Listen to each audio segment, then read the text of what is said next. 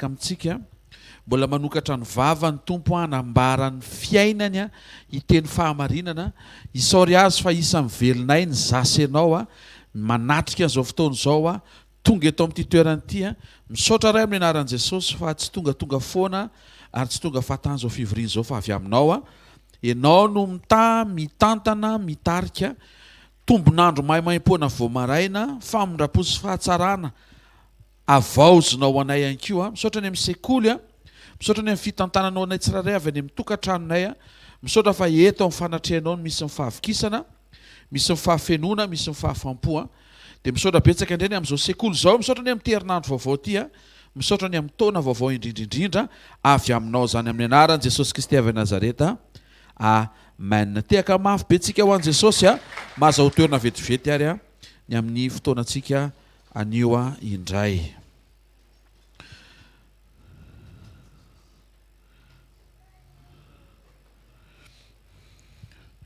Anio manokantsika dia hijery ny fomba ny sehoan'i Jesosy teo amin'ny fiainan'i Maria Magdalene. Iza moa Maria Magdalene io Maria Magdalene io dia vehivavy anankiray ratsy fitondran-tena, nanana rahavavy anankiray izy atao hoe Marta, dia nanana anadà anankiray izy atao hoe Lazarosy. Hafakely ny fomba ny sehoan'Andriamanitra teo amin'ny fiainan'izy ireo ary izay no akatsika fampaherezana androany izay inoko fa raha namangy ny fiainatokantrano'ireo izy telomenadà ireo ny tompo tamin'izany dia afaka hamangy ny fiainatokantrano ihany koa izy amin'ity marain'ity amin'ny anaran'i Jesosy. Amen. Ary mino fa ahafantatra an'i Jesosy hatrantsika ao anatin'ny fisian'ny fotoana toy izao. Anio manokantsika zany dia jery lohahevitra anankiray nampitondraina ny lohateny hoe raha tsy teo Jesosy. Averiko raha tsy teo Jesosy. Manomboka ny taona dia misy fahatsapana tian'Andriamanitra ho tonga ao anatinao. Io fahatsapana io dia tahaka an'izay nanana Maria, fa Maria tena nanaiky fa ny zavatra be dia be saiky nitranga fa ny sakanan'Andriamanitra, tsy tokony hitranga fa mbola nataon'Andriamanitra. Ary mino fa ao anatin'ity fotoana marain'ity ihany koa dia ho tafateny miaraka eto tsika sy ianao hoe tena raha tsy teo Jesosy dia hanomboka ny taona ianao miaraka amin'izay fahatsapan'izay ary hanetry tena eo atongony amin'ity taona iray manontolo ity. Vokatry ny tsy fisian'ny présence mahatonga ilay fahatsapana hoe raha tsy teo Jesosy dia inona no mety nitranga izay. Ilayntsika hiatrehana ny taom-baovao ny fieketsika hoe inona tokoa moa nitranga raha tsy teo Jesosy. Alleloia. Ary izay ny fanairana antsika andro amin'ny maraina mety hoe misy zavatra manahirana fa ny zavatra mahavariana tsy ilay zavatra manahirana anao no resahan'Andriamanitra fa ny zavatra nataony satria teo izy mba hahafahanao mamerina ny ao anatinao hiaika hoe inona tokoa moa no nitranga raha tsy teo izy. Tena akaikinao alaivo sary an-tsaina hoe inona no nitranga hoe raha tsy teo Jesosy hoe. Zany fahatsapana zany dia nahatonga antsika hiaiky bebe kokoa ny amin'ny tokony hiarahantsika amin'i Jesosy. Amen.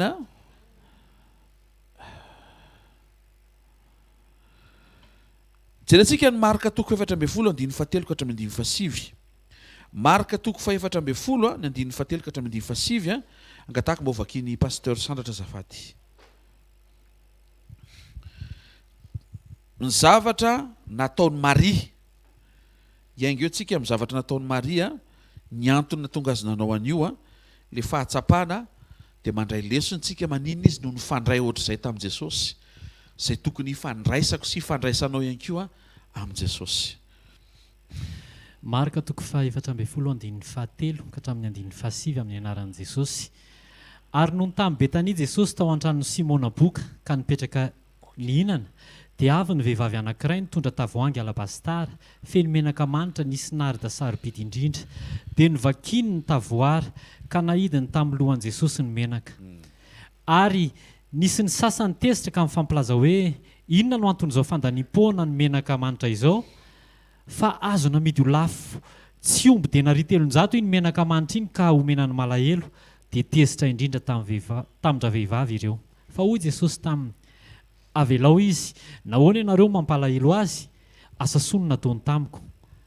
Fa ny malahelo dia eto aminareo mandrakariva, ary na oviana ny tianareo hanaovana ny soa aminy dia mahazo manao ianareo, fa izao kosa tsy mba eto aminareo mandrakariva. Efa nanao izay azony natao izy, namonjy nanositra ny tenako hanamboarany alevina izy. Ary lazaiko aminareo marina tokoa, na aiza amin'izao tontolo izao no hotoriana ny filazantsara, dia ho lazaina koa izao nataondra vehivavy izao mba ho fahatsiarovana azy. Amen. Maria, ilay vehivavy izay tonga niditra tao amin'ny toeram-panasana izay tsy nanasana azy, nitsofoka izy, mivakiny ilay tavoahangy nisy an'ilay menaka manitra, menaka faran'izay lafo indrindra, nararany teo amin'i Jesosy, tsisy niangona, tsisy ambiny, dia avy hatrany izy dia nikoaka teo amin'i Jesosy any amin'ny andalan'ny baiboly hafa no mikonfirme an'kio hoe nitomany mihitsy izy dia nifafany tamin'ny volondohany ny tongotr'i Jesosy, tena hoe naneho fiankinana tanteraka tamin'i Jesosy Maria. Nanao fanatitra izy nandraraka an'ilay menaka manitra teo amin'i Jesosy. Inona moa io menaka io? Io menaka io no tahiry na banky kely nanangonana izay vola azony tamin'ny fijangajangana. Izay midika zany fa io Maria io zany vao miresaka aminy ianao dia efa tsy maintsy mandoha vola. Tia vola. Tena tia vola. Izy zany tsy hoe izy tsy karazan'olona hoe mikiresadresaka fotsiny fa matianina amin'ny asa ratsiny. Ianao zao vao mampiresaka azy fotsiny dia efa mivola izay. Na hoe iara-misakafo amin'ny fotsiny dia efa vola. Dia ireny vola rehetra nangoniny ireny niaraka tamin'ireo karazana fiainana feno fahalitona dia tsy vola no nitehiriziny, fa tia menaka manitra be tia no nividiny, satria io menaka io dia miakabidy arakaraka ny tehirizana azy. Tsangano ny tanora maheno tsara ianao fa hiditrintsika mantsy any amin'ilay hoe raha tsy teo Jesosy. Ho pirofo fanafoin'ity vehivavy ity ilay mamoana tsy marina izay namatotra azy amam-polo taonany. Mamoana izay nitadiaviny sy ny topoiny ary tamin'ny fomba rehetra nazahoany azy indrindraindrindra tamina fitondra-tena tsy mendrika, dia mahavariana fa nafoiny ny ray andro zany teo a-tongotry Jesosy. Anisan'ny lesona voalohany indray isika andro amaraina, tena niaona tamin'i Jesosy Maria Magdalena. Andro amaraina Sekoly Famahana olana, fiaonana amin'i Jesosy marina no ilainao. Tsy fiaonana amina pasteur, tsy fiaonana amina asa fanompoana, fa ny fonao misokatra ametraka an' Jesosy ho afaka hamarana ny fampahoriana sy ny fitototoana mety mbola misy ianao hatreto. Tonga dia nivakian'ity vehivavy ity daholy izay nangoniny, ary rehefa vaky ilay izy tsy azo rofina fa to dia navela teo dia nomeny an'i Jesosy teo. Tsy le menaka nefa ny tiako resahana aminao, fa ny valeran'le menaka, satria tao daholo zany ny fisasarany amam-polo taonany. Zany hoe rehefa avy manao ny asa ratsiny izy sy ny asa malotony dia le vola azony amin'iny na nilefany tao amin'le menaka daholo mba ho tehirizina. Tsy fantatra hoe atao inona moa zany le izy. Hitanareo amin'izay ve? Ny olona tsy mahafantatra ny tokony atao mety manangom-be, fa na le antony any angonany azy na izy ary tsy mifantatra hoe ataony inona le izy. Tsy fanangonan-be no hiteraka fiadanao anatinao, fa ny fiadanan'i Jesosy no ahasambatra anao. Ty vehivavy ity dia hita fa tsy niadana ary tsy sambatra, satria mety isak'alina izy dia mety manofy ny tarehan'ireo vehivavy rehetra izay tompom-bady ka ny ravany ny tokantrano. tsy mampiada an'izany, na misy volana misy iny tsy mampiada an'izany. Mety misy ary tamin'ireo vehivavy tompom-bany mety efa mba nitaraina taminy hoe mba janony io asa ratsinao io, mety namaivamy fotsiny hoe ka asany ianao ziziko, ianao tsy mafehan'ny ramose anao. Nareo le valy teny valy braingina fa zao nefa niovy vehivavy io, niovy vehivavy io, ary le nanova n'io vehivavy io eto andro maraina afaka manova anao ihany keo. Raha niovy vehivavy faran'izay ratsy io, misy marge be ny fanantenanao anatinao, atonga anao tokony ametraka fanantenana fa possible koa ny fiovanao. Ataovy amenina mafy tsara. Ny valeur'le menaka dia maneho fa tena ny rehetra momba n'le vehivavy nangonony tamin'le fiainana tsy motina, tonga dia narinsina totony ary nafoiny rehefa tafahoana tamin'i Jesosy izy. Maria netona fa tsy tamin'ity marika 14 ity no niona tamin'i Jesosy voalohany izy. Zany hoe fa nisy zavatra nitranga teo aloha fa fanahiniko hoe eto mihitsy aloha vakintsika voalohany. Io no meny tompo voalohany mba ho fantatra hoe fa inona le impactan'le hoe niona tamin'i Jesosy Maria nafoy ny zavatra rehetra. Le ny fikirany tonga dia tsy mifikirany. Amin'ity taon'ity misy zavatra mifikirinao be dia be hatramin'izay tokony tsy fikiranao tsony amin'ny anaran'i Jesosy. Satria izay fikirinao tsy hampiakatra anao ka ianao ary mamikitrako. Logika be ne zany iny. Raha mamikitra amin'ny fananana ianao dia le tananao mamikitra ihany tsy hampiakatra anao vototra maivana tsara amin'ny fotoam-panjavonana. Ny zavatra atrehantsika amin'ity taon'ity eny tsy teny fikasana 2023 fa fanjavonana. Tsy mahentehaka ao an'Andriamanitra. Ny antony, raha mpifantoka anao ny amin'ny teny fikasana 2023 dia hitranga ny teny fikasana 2023 fa tsy hiakatra ianao dia tsy victoire zany. Ary tsy mampanina koa na tsisy hitranga aminao ary ny teny fikasana 2023 fa miakatra ianao. Tsy olana zany. Aza atao mamparary indro zany. Alleluia. Rehefa vaky le tavoahangy, very le menaka, tsy nisy tahiry intsony, départ à zéro Marie. Amin'izao fanombohan'ny taona zao mila départ tsara miaraka amin'ny Jesosy ianao io. Toy ny Marie, mahatsapa toy ny tsy manana ninninna, toy ny tsy tompony ninninna, fa mametraka patokina fa ty taon'ity tsy ho very mandeha ianao satria misy le miaraka aminao tompony zavatra rehetra. Départ à zéro miaraka amin'ny Jesosy Maria fa sambany nahatsapa fiadanana. Tena niovy Maria ary tena nafoy izy. Inona ny antony nafoizany? Ny antony nafoizany dia satria raha tsy teo Jesosy. Ary zay le antony ity fotoan'androany maraina ity ampatsiahivana an'izay be olana rehetra fa io zavatra trehanao androany io azon'Andriamanitra vahany io. Raha manaiky ianao nokatra ny fonao iaiky fa niatra amin'izay anao raha tsy teo Jesosy, tsy ohatr'izao ianao. Ary sofa teo Jesosy dia ohatr'izao ianao. Ary mbola eo Jesosy, mbola iovy io fiainanao io amin'ity taon'ity amin'ny anaran'i Jesosy Kristy avy a Nazareta. Logika be zany. Raha tsy teo izy tsy ohatr'izao ianao. Fa sofa teo izy dia ohatr'izao zao ianao.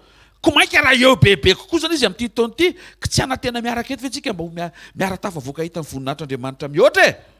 Sa tsy zany e? Mihitsy alleluia. Satria raha tsy teo Jesosy, teo izy Maria maty Zany no tena mijoro avolombelona fa raha tsy teo Jesosy efa lasa ny Covid sika. Dia mety hiteny ianao, dia ahoana zany nianana lasa Covid tsy teo zany Jesosy? Manana lefanao ny manana raha ianao ny resantsika efa tsy haniny e.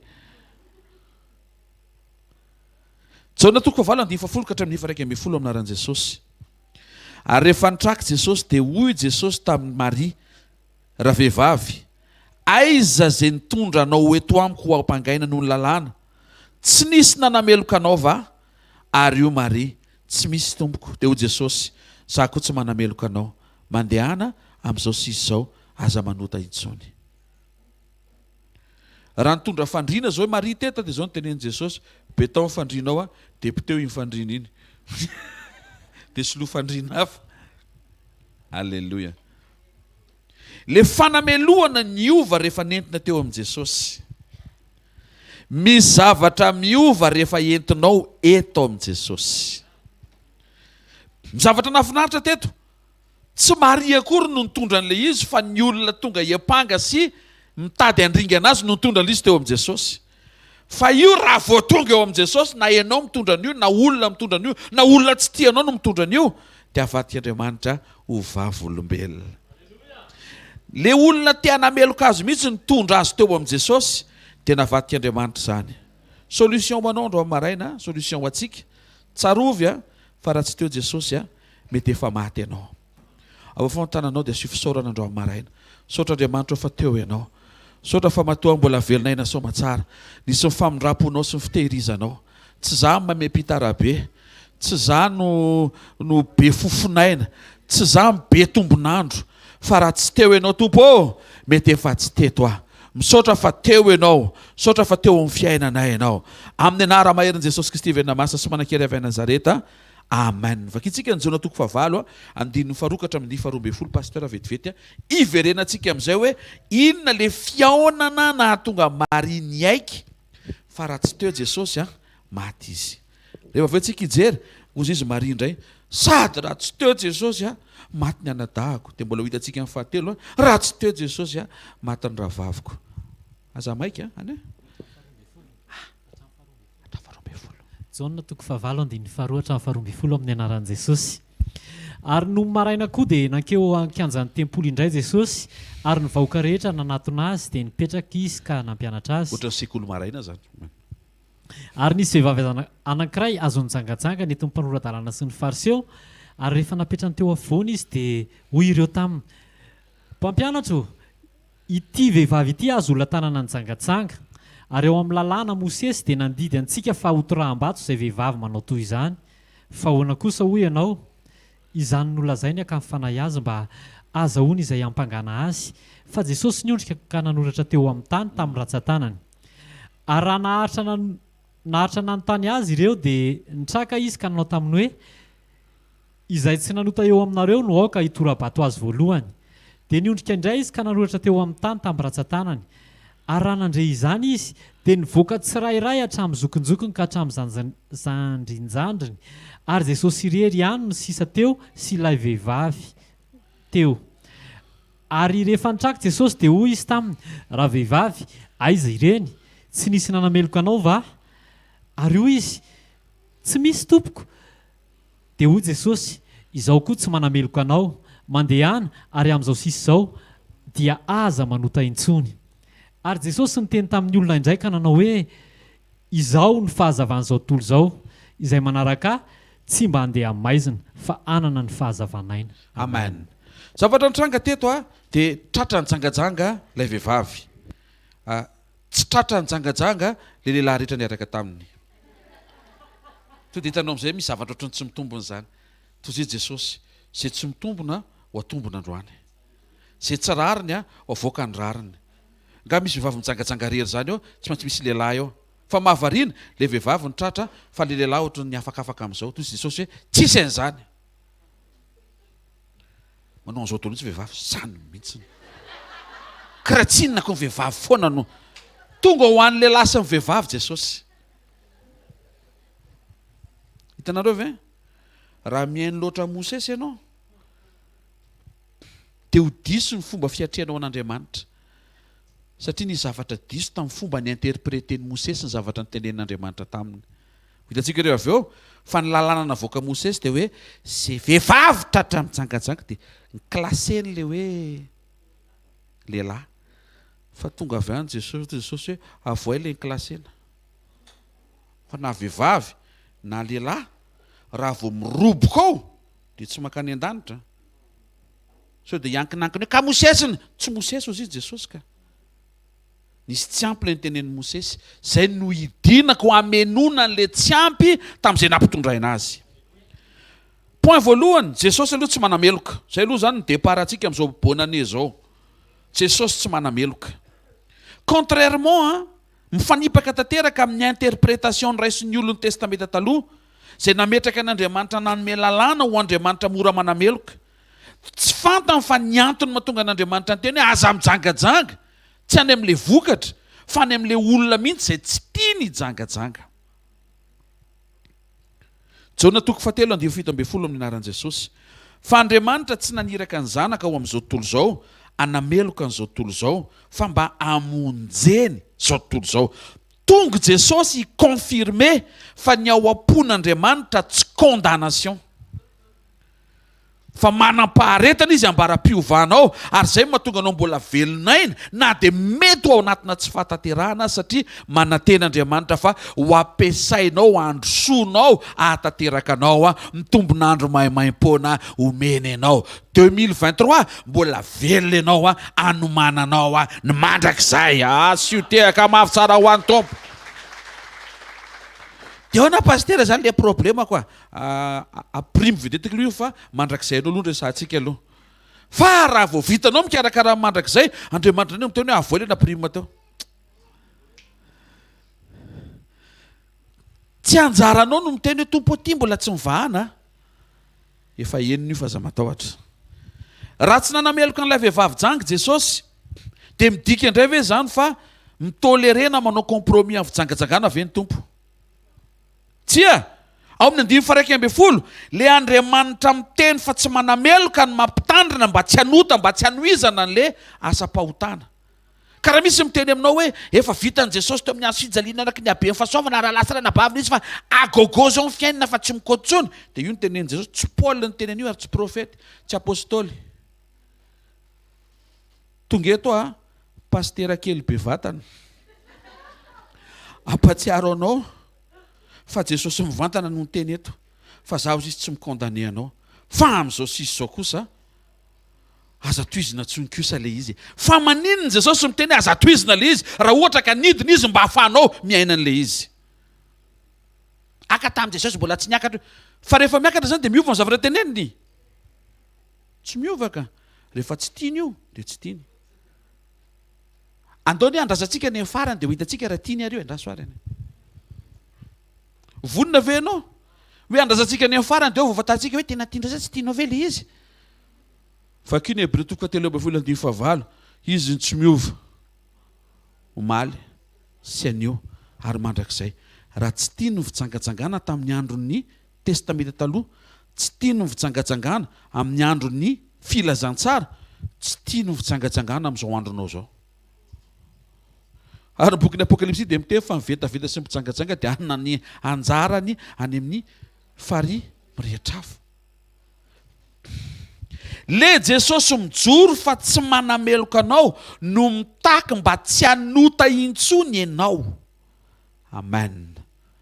Tito mpijoroana ho an'i Jesosy. Mahita fa ny fijoroanao io afatifaty be mihitsy. Tena ho faly Andriamanitra hita hoe ndry tena taona tsara ty. Andriamanitra ndray miteny zany, tena taona tsara ty. Jereo ane ny zanako hoe ndre ty fijoroana vao manomboka ny taona dia efa mitandrina izy satria fantany fa misy zavatra sarobidy amin'ity taona ity ho azy. Amen. Faharoa, nanoratra indroa Jesosy teo amin'ny tokotanin'ny tempoly. Mariana etona fa ny tokotanin'ny tempoly tsy vovoka tsy tany fa vato. Nanoratra indroa izy, zany hoe nanoratra indroa teo amin'ny vato Jesosy ho fampatsiahivana ny olona fa izy le Andriamanitra nanoratra indroa teo amin'ny vato nametraka amin'ny didy folo nampitondraina Mosesy. Raha nety ny réaction à Mosesy dia maninona ary nakapokapony ary le tablety. Raha ianao mpiondana be a Mosesy fa maninona tezitra ianao ino tsara efa niaritra ianao ny fahadianana, efa nidina Andriamanitra nanoratra soratanan'Andriamanitra teo amin'le tablety vato dia sorena avy any ianao, le olona no mahasorena anao dia le zavatra nisoratan'Andriamanitra ao anao indray nakapokapoko ao dia simba. Tena kaikinao zany ve dia mba mety ry Mosesy teneno izy. Rehefa tezitsika zany dia tsy mahazo manakapokapoka zavatra na loha io na entana. Jareo famindrapon'Andriamanitra. Rehefa hitan'Andriamanitra fa potika le lalàna dia naveriny tokany Mosesy miverena miakatra ho izy. Rehefa tavaverina niakatra Mosesy dia nanetry tena Andriamanitra nidina indray niverina nanoratra. Andramo ane amin'ny patron anao tsy haiko n'izy le patron na mety ho gasy na karana na japonais dia izy le avy manoratra taratasy avy manao soniny dia alaivo dia rovitany ho hitantsika ny réaction-ny sy ny fiafaranao. Fa ny réaction n'Andriamanitra tsy ohatran'ny réaction na boss gentilisa fa na efa potika ary le efa mba nataony a dia ozy izy miakara indray a aleo fa haveriko mino fa mety nyteny tompo hoe fa aza tota ntsony a nefa raha mbola natota riny dia mety mbola sorata indray fa niditra 40 jours manaraka indray ny fivadikana sy aleo fitainy amin'le indray mandeha hoe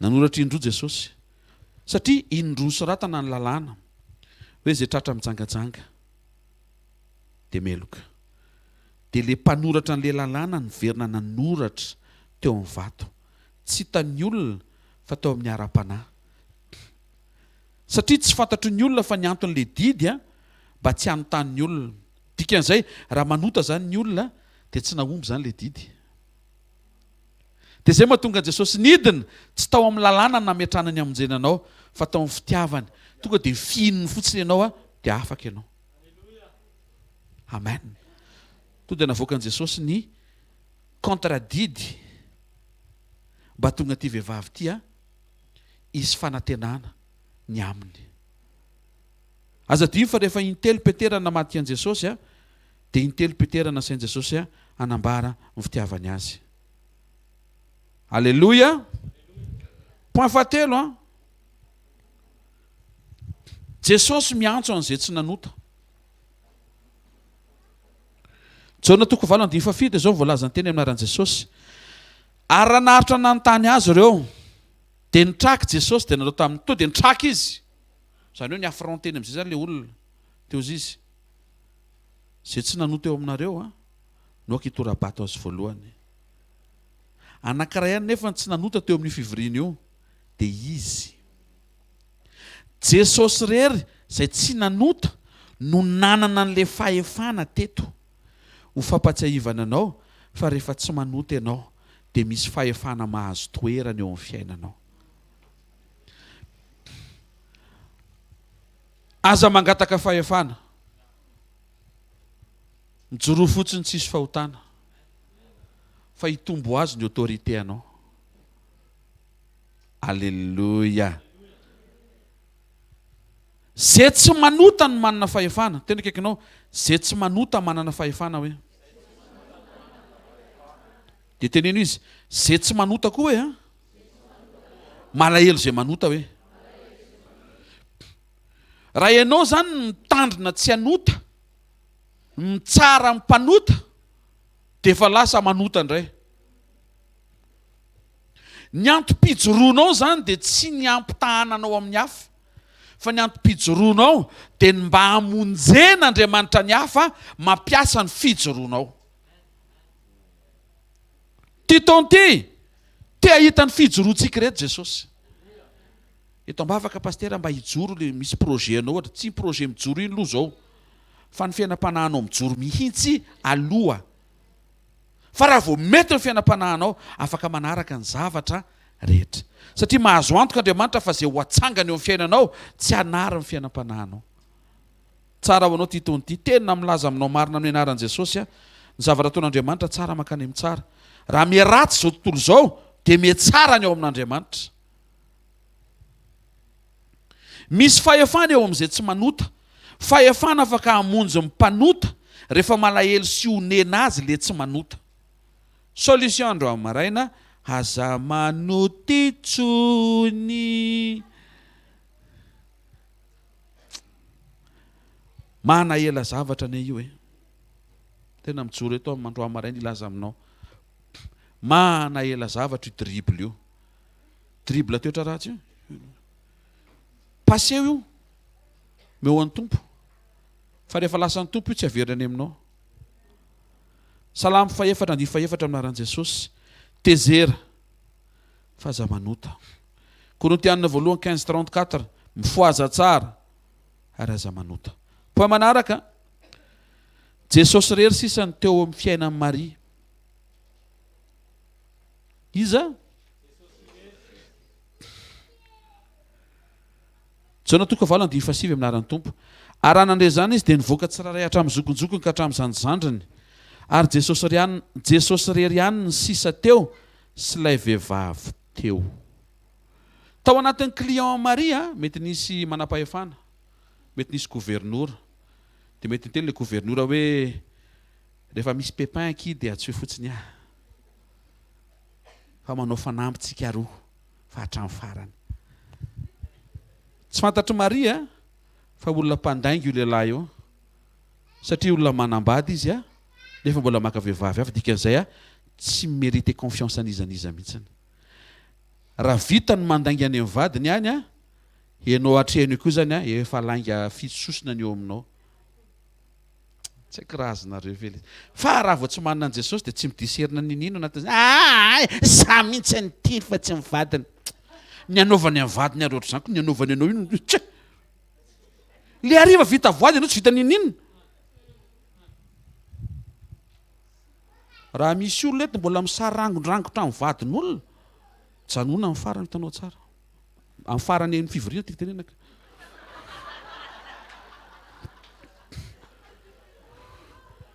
elao ankalizany pastera hitan'ny pastera tsy mifankatitsin'olo zareo fa zandreo ony zao lefa nampiakariny ary tsy tiantsoko ianao tiandreo zao mbo ho tiandreo ve mba sokafony saina zany ary ny anaovany voadiko ianao tsy anaovany ninino no tiaviny eo any ka izy eo be fo be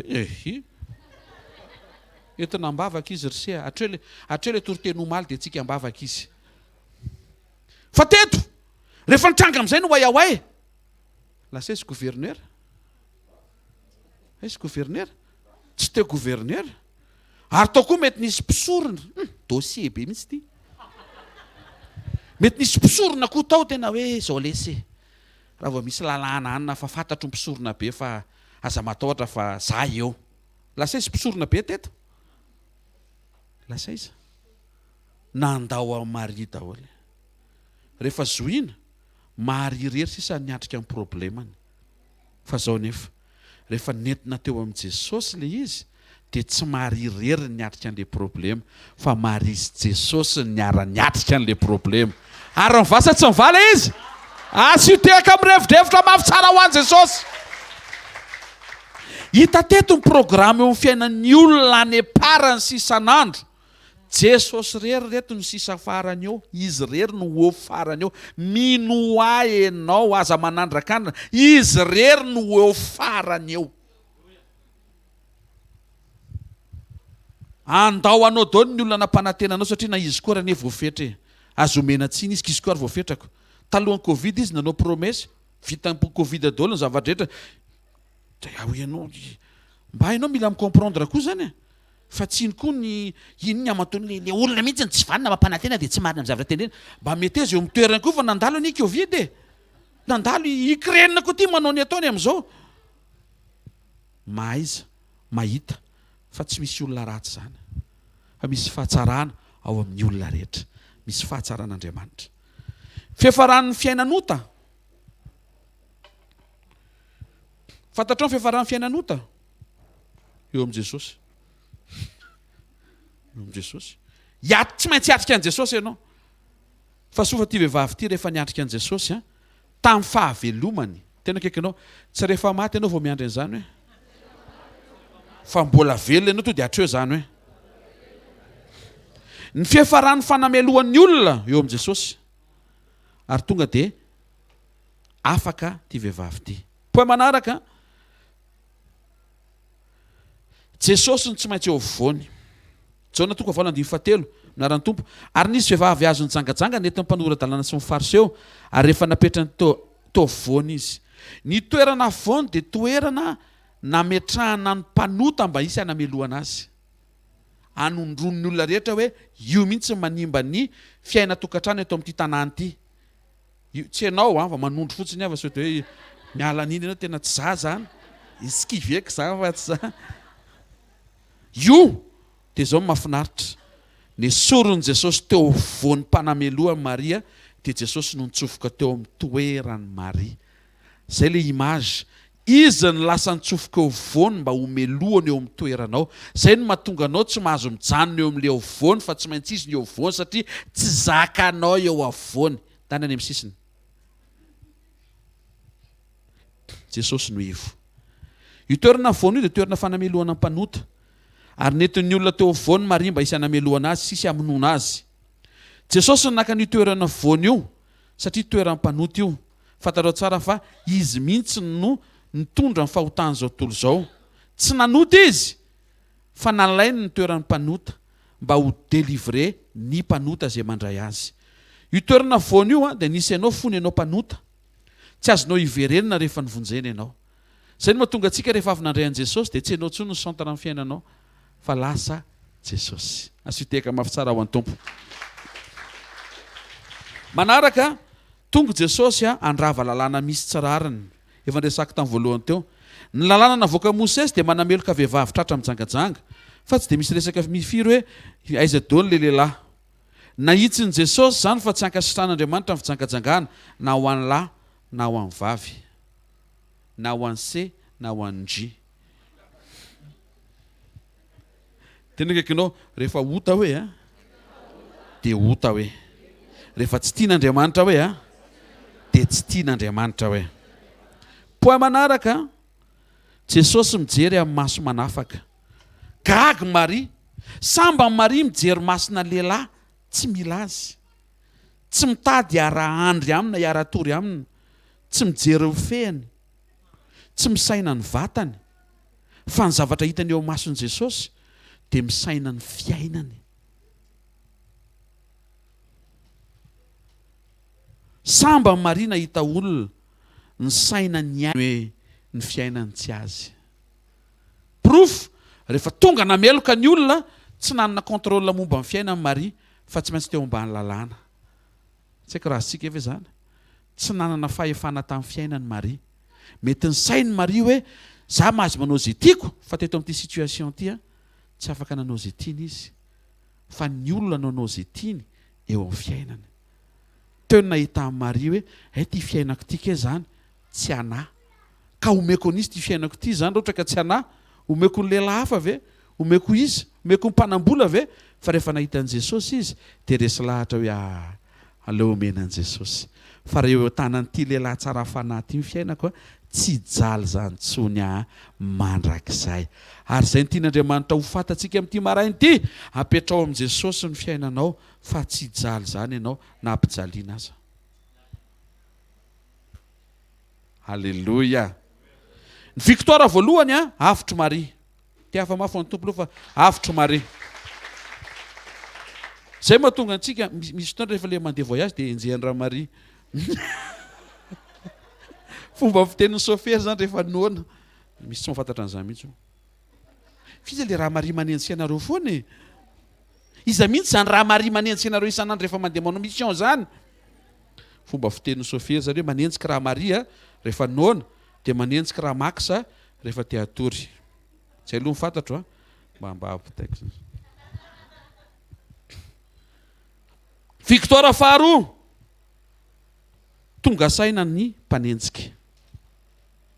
Avy amin'ina le fahatongavan-tsaina le tenin'i Jesosy hoe zay tsy nanota aminareo ary no kitorapato azy voalohany. Tonga dia miteny zavatra be dehibe zany tenin'i Jesosy ohatry ny fohy zany.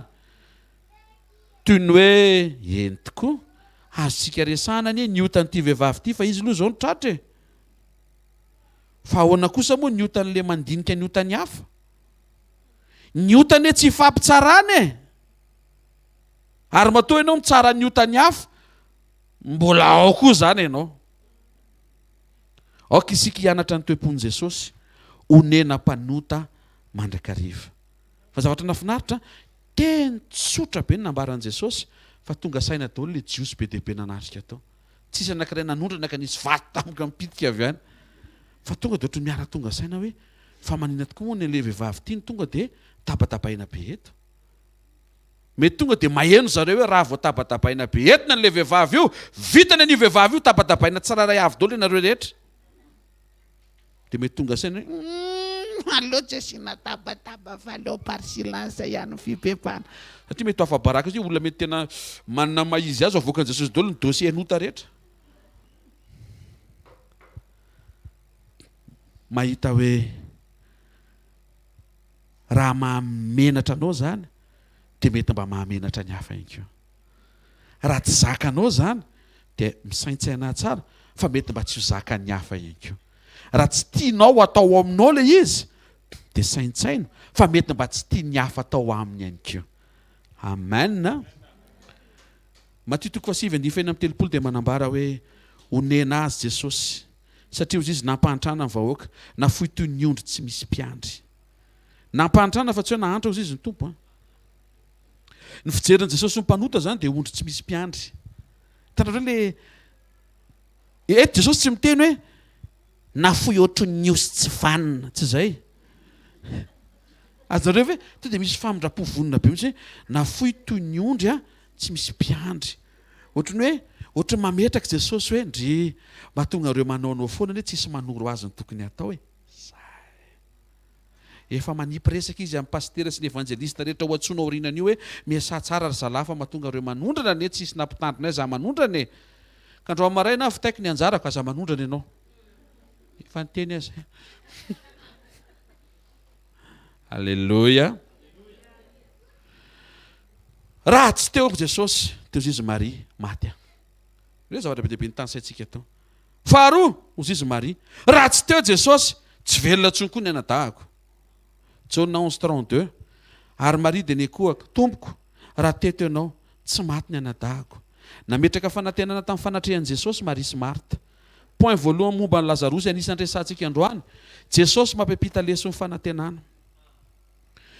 Zany rangahy zany efa nalevina, efa nepasana, efa nirariana beton, efa nidina ny lakilepasana, efa tsisy inina azo atao tsony, efa nepasana, efa trandro zay ny tanepasana tsy vo eo. Zany hoe tsy mikontro tsony zany ny fanazavana raha medikaly hoe mety sendran-tsahatra amin'ny fony fandraindray miverina amin'ny tempo azy reny. Verina hitempo aninona ko ao-pasana tsisy rivotra ane. Ataontsika hoe torana ary izy, torana be Lazarosy. Nilatsaka ambany be mihitsy ny battement de cœur ka tsy hen'ny dokotera sy ny any hoe tena lasa izy ohatra. Tena pidira tao am-pasana sady efa nidina, azadio fa nidina izy, nasiana lamba be dehibe dia 4 jours ao. Enao vao hidina kely natao chambre anao adiny ray fotsiny efa tsy ho zaka. Ny lerangaty 4 jours. Tena maty olona io. Fa rehefa teo Jesosy tena velona indray izy avy eo. Amen. Jauna 11:23 tonga avy any Jesosy. Zao ny teneny tamin'ny Maria sy Marta. Hitsangana ny adahanao.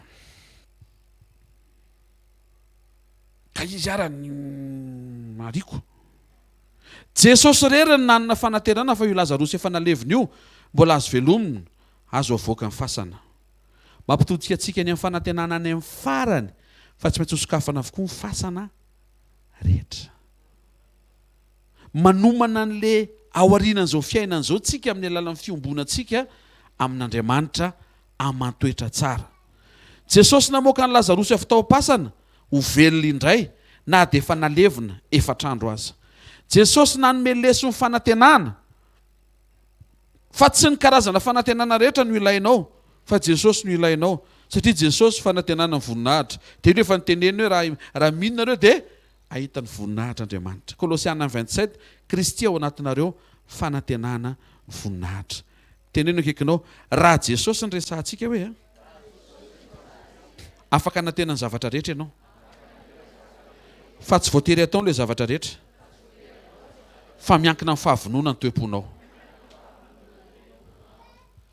Ahoana pasteur anao fako manantena teo izy ny bokin'ny Romanina mifalia amin'ny fahoriana fa ny fahoriana mitondra faharetana ary ny faharetana mitondra fahatsaram-panahy voazatoetra ary ny fahatsaram-panahy voazatoetra ny mitondra fanantenana. Zany hoe tsy mitovy ny fanantenan'ny olona vao niditra tao amin'i Jesosy sy ny fanantenan'ny olona efa voadonadona aman-toetra sy voasedra. Zay le faharoa zay ny tiako hiomananao amin'ity taona ity fa ao anatin'ny fiatrehanany zavatra rehetra ka vitanao ny manolo tena manetry tena eo anatrehan'ny programa mpanamasahana ny toetranao. Aza maika fa mafy be raha vao tsy masaka. Avelao hikotroka tsara le toetra fa rehefa masaka io mety be ny zavatra rehetra. Jesosy ihany koa poa manaraka dia nahita fandrosoana. Tsy fihetsiketsehana fa fandrosoana. Jauna 12:2 amin'ny anaran'ny Tompo. Nanao fanasana ho an'i Jesosy ry zareo rehefa avy nitsangana tamin'ny maty rehefa natsangana tamin'ny maty lazarosy, ary lazarosy ny anankiray tamin'izay niara-mipetraka ninana taminy. Ny vision an' Jesosy tsy lazarosy nitsangana sy velona, fa lazarosy niara ny sakafo taminy, fony izy mbola tao am-pasina dia efa hitan'i Jesosy hoe iary sakafo amiko a lazarosy. Zany hoe anisan'ny programa nomanin'Andriamanitra ao an'ny lazarosy zany a. Jesosy isaka mety lazarosy dia zao foana ny ao an-tsainy, da ry sakafo. Tompo dikope zany. Halleloja. Fa manino Jesosy vao misaina ny lazarosy to dia fiaraha misakafo. Io jereo e. Andriamanitra zany mahita ny fandrosoanao amin'ny fahafahanao indray manao zay tsy vitanao ao aorian'ny fotoana nanganan'Andriamanitra anao. Ty taona ity amangy Andriamanitra. Amin'ity taona ity misy zavatra efa tsy vitanao hatramin'izay ho lasa vitanao indray. Zay ndray tian'Andriamanitra ho tenenina ane. Fa zao ataovy mety sy vonona tsara ninona ny fo sy ny fiainam-panahy. Jereo tsara fa ny vision-n'Andriamanitra momba ny Adama sy Eva tsy Adama sy Eva velona. Foziziny Genèse 2:15 minaran'i Jesosy, ary Jehovah Andriamanitra nitondra andra-lehilahy ka namponina azy tao amin'ny Saedena hiasa sy hitandrina azy. Zany hoe ny vision-n'Andriamanitra rehefa teo amin'ny Adama tsy le ho tsofony eo amin'ny vavorony dia izy ho velona, tsy izy ho velona fa izy hanao zay andrasan'Andriamanitra aminy. Tena kaikinao ho velomina ianao amin'ity taona ity hoe fa misy zavatra andrasan'Andriamanitra mba hataonao hoe dia ataovy le izy hoe. Amen. Lesona manaraka izay hita amin'ny Maria mahatonga Maria miteny raha tsy teo Jesosy maty lazarosy. Teo izy Maria rehefa nitantara nanaraka seminaire ohatr'izao hoe Jesosy rehetra tsy diso zany mihitsy. Halleloja. Tena kaikinao zay eritreretinao any hoe zay fomba hitondranao amin'ny fiainanao any hoe zay mandresy lahatra anao any hoe fa Jesosy tsy diso zany mihitsy hoe. Afaka mijoro vavolombelona mihitsy Maria. Hoe voninahitra n'Andriamanitra zany Maria Magdalena ny anarako dia ny zavatra tranga teo amin'ny fiainako zany dia atao 4 minitra moa izy paster sandratra. Atao kelikely ilay izy dia zavatra afaka mijoro vavolombelona Maria hoe inona moa ny lalovany zareo dia inona ny lesona voaraina dia afaka raisinao andro amin'ny maraina. Hiatrika taona mantsika. So dia isany ianao amin'ity taona ity hoe tena ohatrany tsy manina lesy diso mihitsy Andriamanitra tsy namotsitra lesy tamin'ny 2022. Androany eto irahan'Andriamanitra iteny aminao fa tsy diso iso hainao diso. Za pastera mahita fa talohan'ny Covid ny tokony voaka ilay valim-bavaka ilay Covid ratsy iny koa. Zao ny tenen'ny Tompo aminao, onerako ny taona lanin'ny valala. Tsy hoe lanin'ny malala fa lanin'ny valala. Tsy problema amin'Andriamanitra zany ny fotoana, fa problema amin'Andriamanitra ny toetranao. Amboary ny toetra. Tsy amboary am-pôzy fa amboary ny toetra. Amen. Afaka mijoro vavolombelona Maria, io Jesosy io reto tsy mba diso zany amin'ny fitondrana amin'ny fiainantsika. Fa raha tsy teo izy, efa tsy teto ary tsy teto io anadahako io ary tsy teto koa io rahavaviko io. Zay telomena dareto zany mijoro vavolombelona fa raha tsy teo Jesosy, zay le titre androany zay niditra tamin'ny fidirana faharoa sy fidirana fahatelo teo Zay ny titre antsika androany Alleluia, tonga soto olonareo Raha tsy teo Jesosy, tena kaikinao atomboy ity taona ity hoe miaraka amin'ny fahatsapana hoe inona no nitranga hoe raha tsy teo Jesosy. Am'izay ny any anatinao any tsy fitakiana fa fankasitrahana. Am'izay ny any anatinao any tsy fimononmononana fa fankasitrahana. Am'izay ny any anatinao any tsy fahakiviana fa fankasitrahana. Tena marina ane zany reto miandro fotoana mahamety Jesosy. Tsy namangy an'i Lazarosy izy fony Lazarosy narary. Tsy zay tia Maria sy Marta koa no atao eto ambony tany. Zay tian'Andriamanitra no atao. Nanira koa izy mirahavavy marary le tianao. Tiana le chattement. Andriamanitra sentimental. Raha ianao zao miteny hoe raha ny teny za marisy marty lazarosy idray Jesosy angarony marary lazarosy le tianao sakaizanao de zao valo teny Jesosy tena tiako mihitsy izy iny tianao teneninao afaka tonga zao nga ianao aka tiako izy zao ne izy marary ahita voninahitr' nareo tsy fahafatesana no antony eo izy tsy teny tsy ho faty tsy fahafatesana izy no antony eo tsy fahafatesana ny manana ny teny farany misy zavatra aoriana ny fahafatesana misy voninahitr'Andriamanitra aoriana ny fahafatesana ao ambadika io zavatra matimaty eo amin'ny fiainao io zany mba velomy mifanantenana fa afaka iseho ny voninahitr'Andriamanitra ny amen zany tena amen zany ohatra le amen ohatrany amen le miakapiakarina le mampiditra première sikali kely aloha ohatrany tahatsika ny tompo hoe minoan'izany moa e aza reraka manantena an'izany isa-maraina raha mbola omen'Andriamanitra tombonandro ianao za pastera aza vela aza mpanantenana an'izany tso fa tsy zakako mihitsy inona tsy zakanao e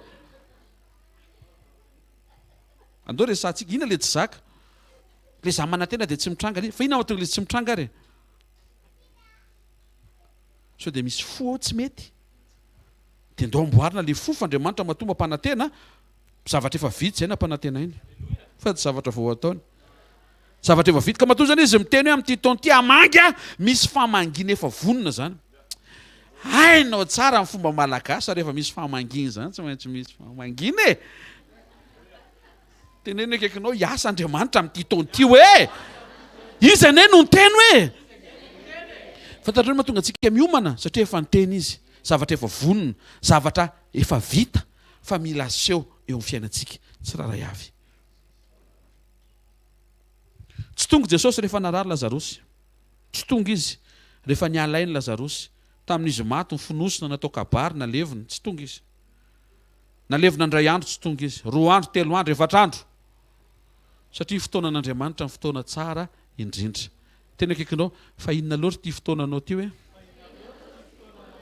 misy tsara lavitra anao io hoe fotoanan' Jesosy hoe asitiaka mafitsara ho antovo aza velam-pahorian'ny fotoananao mandalo alleloia ainy voninahitra ke mihoatra no nhitantsika io tsy Lazarosy sitranana fa Lazarosy avoaka vao anaty fasana tsy isika manery ampinoana fanasitranana fa Andriamanitra manotrona mihoatra amin'izay tiany isehoana tsy marisy Marta fotsiny no ampahirezana raha sitrany Lazarosy ary rehefa sitrany Lazarosy ka miteny pasteur sanatra hoe misy vavolombelona ve Lazarosy sitrana koa ve de jirona vavolombelona fa izy mba samy tao atrany le izy anefa pasteur sanatra koa hoy Jesosy aka aloha atao maty tsara misy de am'izay velona tsy maintsy mijoro vavolombelona fa samy hafa mantsy ny degré ka amin'ity taona ity misy degré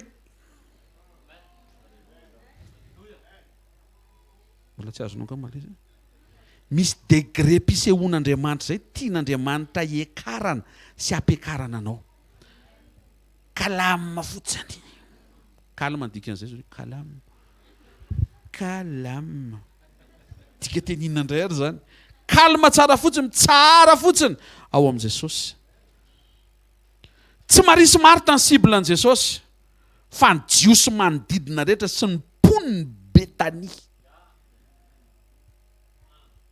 tonga de naheno daholo hoe raha Lazary le maty iny eny tena nitsangany na le faran'izay tsy mihino mihitsy ary zary angatsy mihino raha tsy mahita iny le ry iny dao anatona hoe ahoana ny tena fandehany ramose ahoana de mifana tena nalao dony le ry tena velona tsy haiko raha azonareo hoe niovana le tanàna vo avy nitsangany Lazarosy niova ka zay karaza-piovany zany le ciblen'Andriamanitra fa tsy le zavatra tsotsotra kely eo aminao lenao rery le ty Jesosy aza voaboaka fa mba atsika senao rery ato avoaka io zavatra olona be deabe tokony andren'io vavolombelona io mba sitrany eo voakasika ny olona be deabe Jesosy tsy manakana fahoriana tsy tiako samy pastera aza teneny zany Jesosy tsy manakana fahoriana aza ferina tsony Jesosy tsy manakana fahoriana fa Jesosy mamarana fahoriana tsy mahentehaka ho an'Andriamanitra mahafinaritra misy suspense kely ohatry zay izy Jesosy tsy manakana fahoriana satria nitranga le fahoriana toy izay bokin'i Jakoba misy azo fahoriana ve rehefa nivavaka ry zareo mitsangany Jesosy. Aiza le mampitomany ohatra ny azoko very kely ianao le migogogogy rery ao an-trano iny tompo 2023 mitsangana ny tompo mitsangana zanako teo tia ny ranomasinao fafako inona ny problemanao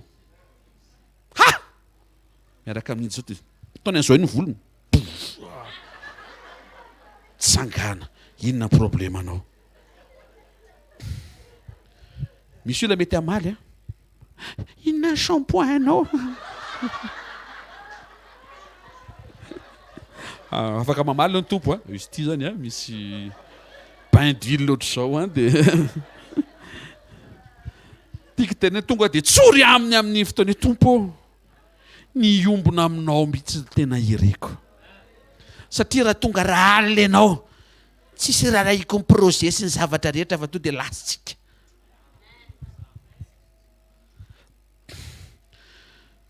Arakaraka ny nandro sonaraka tamin'i Jesosy maika maty Lazarosy. Zay mahatonga tsy mandeha mivavaka io iny tamin'ny Maria sy Marta mbola tsy nanara-dian'i Jesosy tsy na Lazarosy iny tsy mba narary za mihitsy fantareo ty tara-piainany zareo reo nakohaka rery hatramin'ny mbola kely izy zaza iny tsy narary za mihitsy vao nanaraka an'i Jesosy io maty.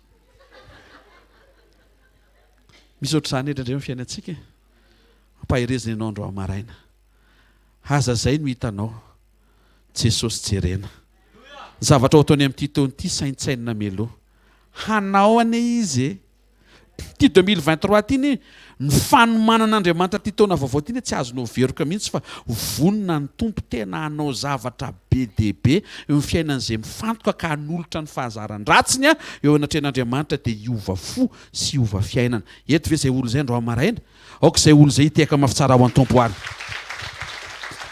Misy finoana diso mila sitranina mila esorina zay le problème. Ny fandraisana an' Jesosy tsy mamarana fahoriana vavaka ny mamarana fahoriana satria le vavaka manetsika an' Jesosy.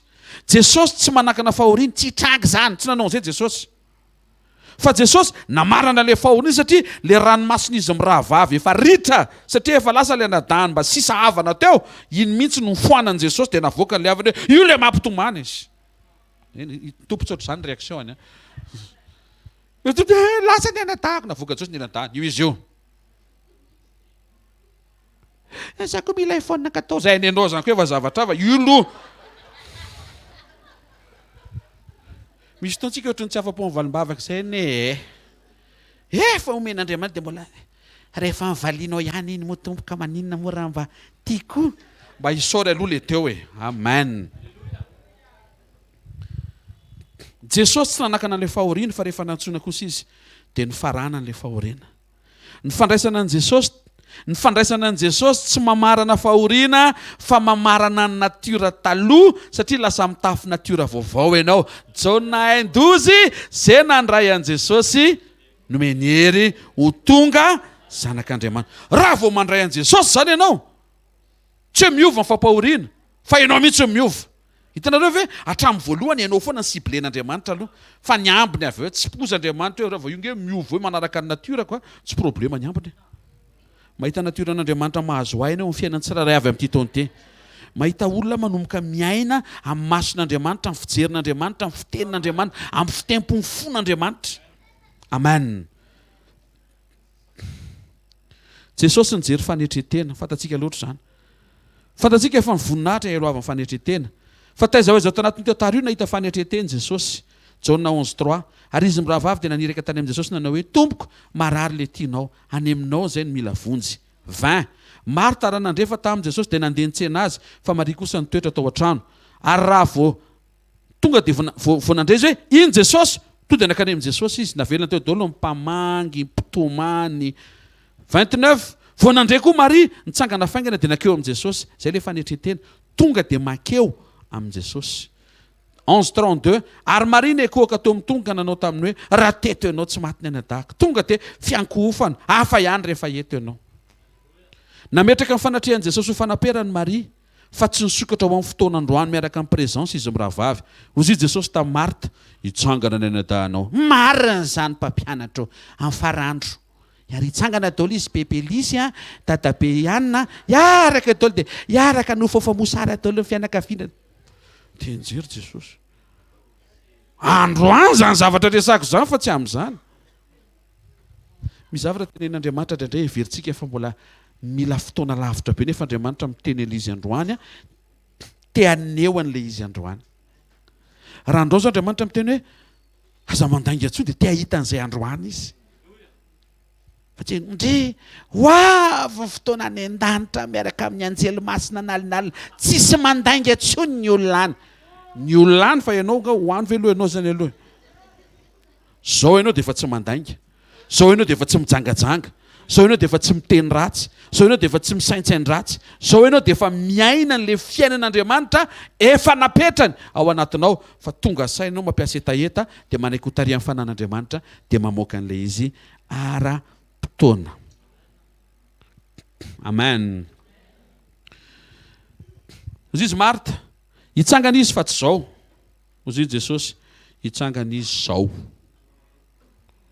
Ozy izy Maria raha teto ianao tamin'izy narary dia tsy maty izy. Fa eto ianao zao amin'izy efa maty dia tarany loatra. Ozy izy Jesosy rehefa eto ka mety dia mety io raha hitako fa mety ianao. Hira manaraka ivoaka zay. Hoy Jesosy raha mety dia mety io rehefa hitako fa mety ianao. Dia anatin'ny fotsika sady tonga dia mety le mety resary tsy hoe vonina ve ianao andray fakagany tsy zay le hoe mety ve ianao. Fa mety ve ianao anintsy ny toe-panahinao hifanaraka le tenen'i Jesosy. Fa raha vao mety ianao tsy miandrela Andriamanitra aneo ny fetezany mba hahatonga le zavatra entinao andro amin'ny maraina io ho mety ihany koa. Amen. Maria voaheloko ho faty niona tamin'i Jesosy afaka sy velona. Lazarosy natsanga Jesosy tamin'ny maty niona tamin'ny tompo tadiavin'ny olona ho faty. Azonareo ve izy? Zany hoe neny jiosy zany raha velona manoty ianao tadiaviny ho faty. Raha velona mijoro avolombelona ho an'i Jesosy ianao tadiaviny ho faty. Raha mijerijery olona ianao dia hitady anao ho faty ny olona. Fa raha mijery an'i Jesosy ianao izy rery mitady anao ho velona. Amen. Nisitraka fanotrona ny Maria, nisitraka fanotrona ny Lazarosy. Ozy izy Maria raha tsy teo Jesosy maty raha tsy teo Jesosy maty Lazarosy. Tena akaikinao raha tsy teo Jesosy hoe dia ahoana ianao io hoe? Ahoana ianao io hoe? Zay fatsapahan'izay ny tian'Andriamanitra hoentinao mamakivaky ny tontolo andro sy ny herinandro. Ny amin'ilay heverinao fa manahirana sokafan'Andriamanitra rehefa misokatra ny ao anatinao hiaiky fa sofa teo Jesosy. Ary rehefa misokatra ny ao anatinao anatin'izay le hoe raha tsy teo ianao tompo tsy ohatr'izao dia renao be le fiadanam-po mahazo toerana ahafahanao miteny hoe raha mba mety ianao androany miramiko. Amen. Dia jereo anie ny force amin'ny fanoloran-tena Maria na misy miteny ary hoe io sektany ao. Tonga ao foany Maria satria izy Maria nahita an'i Jesosy tsy nahita anareo fa nahita an'i Jesosy raha tsy teo Jesosy efa maty fa sofa teo Jesosy dia velona. Raha tsy teo Jesosy dia efa tanepasana ny anadahako. Fa sofa teo Jesosy dia navoaka ny avy tao le anadahako. Maria olona voafatotry ny fahotana melohan'ny ho faty sauven'i Jesosy. Lazarosy olona efa maty anepasana zavatra efa tsy azo atao izy io zavatra efa impossible fa nataon'Andriamanitra ihany. Amen. Raha fitinina zany dia zao ny fanamelohan'ny ho faty ny fahotana azon'Andriamanitra nafahana anao. Na ny efa maty sy ny efa levona zany hoe ny impossible eo amin'ny fiainanao azon'Andriamanitra averina eo amin'ny fiainanao. Velona Maria resy ny fahotany. Natsanga ny Lazarosy resy ny fahafatesana. Androany zany tsisy excuse. Azo amboarina ny fiainanao, azo atsangana ny fiainanao, azo arenina ny fiainanao, aza be tatasika hoe ny ana pastera fa tsy possible tsony fa tsy fantatrao ny vadiko, tsy manina tsy fantatrao ny vadinao fa Jesosy ny fantatra afaka hanovanao sy ny vadinao. Possible un changement. Ary le changement tsy le vadinao nefa ianao eto aloha zao. Tompo engane zany tenao zany mba any aminy any zao. Ianao eto aloha mandray an'izay dia ampy. Ianao miova rehefa tonga tokantrano amin'izay tonga dia miova ny zavatra rehetra. Halleloja. Manasantsika hitsangana ary. Misaotra ray amin'ny anaran'i Jesosy. Misaotra ny amin'ny teny. Fa ny teninao mitondra fiainana, fahamarinana manafaka. Misaotra betsaka ny nanovanao ny fiainan'ny Maria. Anairanao sy ampatsiahivanao anay androany fa vitanao ny manova fiainan'olona. Ndreto tsara amin'ny anaran'i Jesosy amin'izao sekoly famahana olana izao miaika anko. Fa raha tsy teo ianao, tsy toy izao zahay. Misaotra betsaka fa ianao manafaka anay amin'ny fandrika, lavaka, zohy, amin'ireo karazana asa maizina rehetra sy fahafatesana ary faharavana. Misaotra ray amin'ny anaran'i Jesosy Kristy tompony amin'ny fotoana maraina. Ndreto izay miteny anko tompo fa raha tsy teo ianao dia efa maty anko zay. Fa sofa eo ianao tompo dia velona zay. Misaotra fa mbola nomenao fahavelomana sy tombonandro hiatrehana an'ity taona ity.